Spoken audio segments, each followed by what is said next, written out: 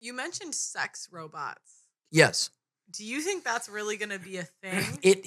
It already is a thing. You keep asking me, make these pretty. Is it going to be inflated? Yes, it already is a thing. I don't know anybody like with a sex robot. How common is it? It hasn't gone pop. If you're saying, when's it going to boom? I don't know. Yes, they already exist. I don't think. That's why I think you should have FM on because I think TFM, Turd Flinging Monkey. Okay. Very obscure. I think the sex robots is a very obscure thing. It will remain niche. I don't think it'll catch on because men want a real woman, generally speaking.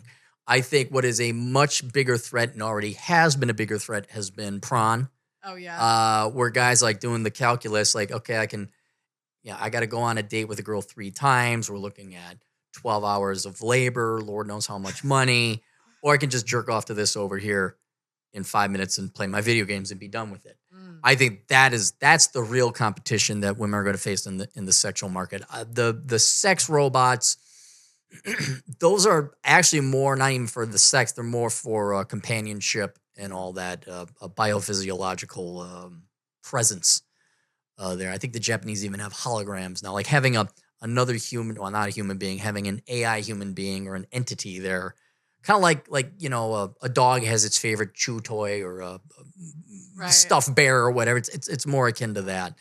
But I think it will remain obscure and niche going in the future. How will it affect the economy if IVF becomes cheap and affordable? Well, you'll have more kids, but I don't think women want that many kids. Because if women want to get pregnant, they go get pregnant. It's not that hard.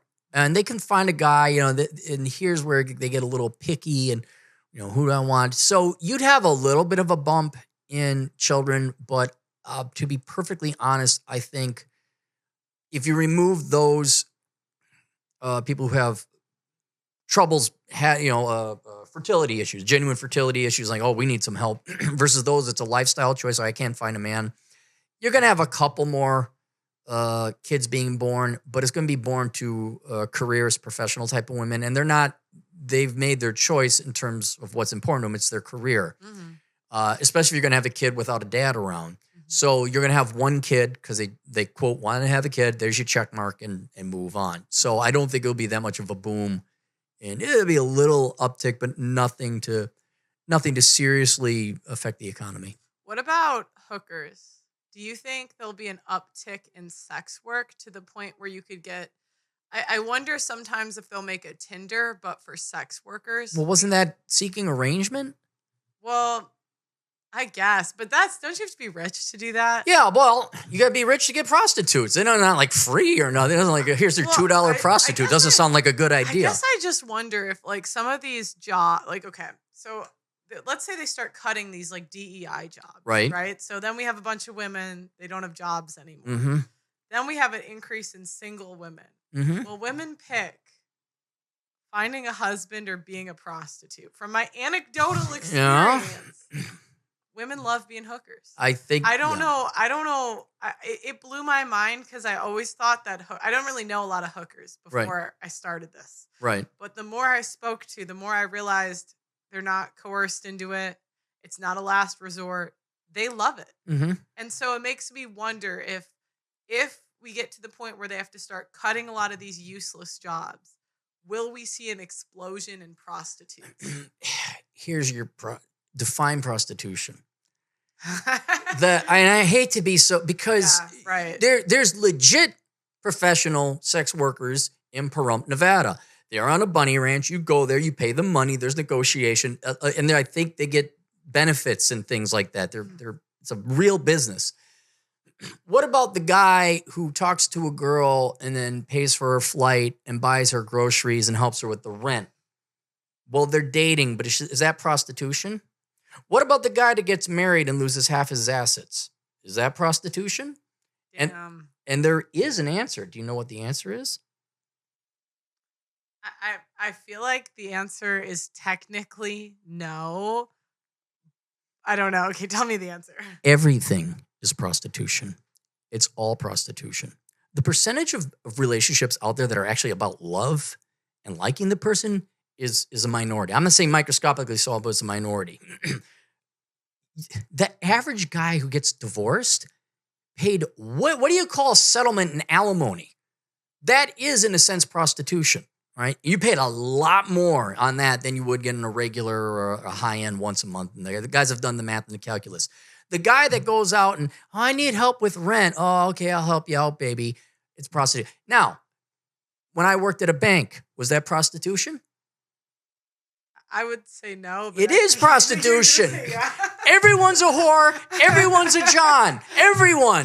I got paid to do things I don't want to do. All right? So, the definition, I think you're going to see a lot of girls get into the gray area. I need help with my car payment.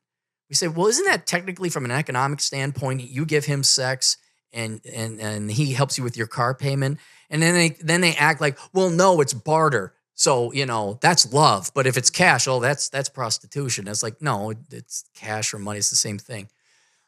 What I think, using history as an example, when there was the great financial, the Great Recession, okay, in 2007 to about 2009, there were articles, I don't know if they've been expunged from the websites, but there was like an uptick in women who were like contemplating. Now, how they figured that out, I don't know.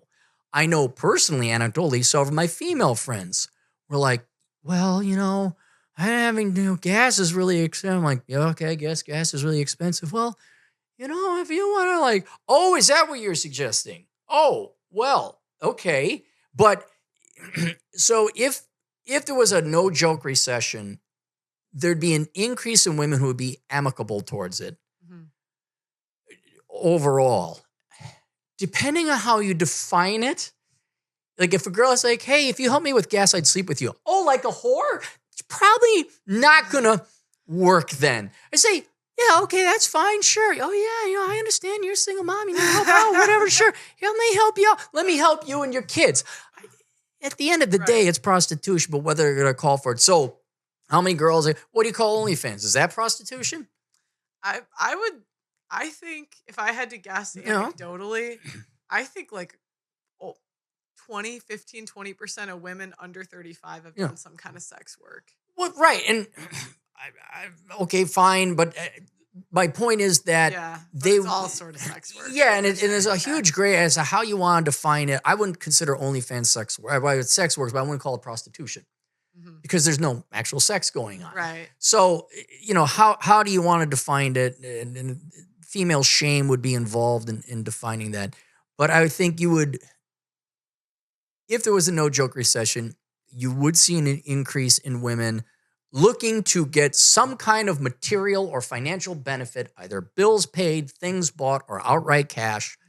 You would see in exchange for sex. You would see an increase in that. It would be up to the man to finesse it and euphemistically call it something else. Mm-hmm. So so yes, in a way,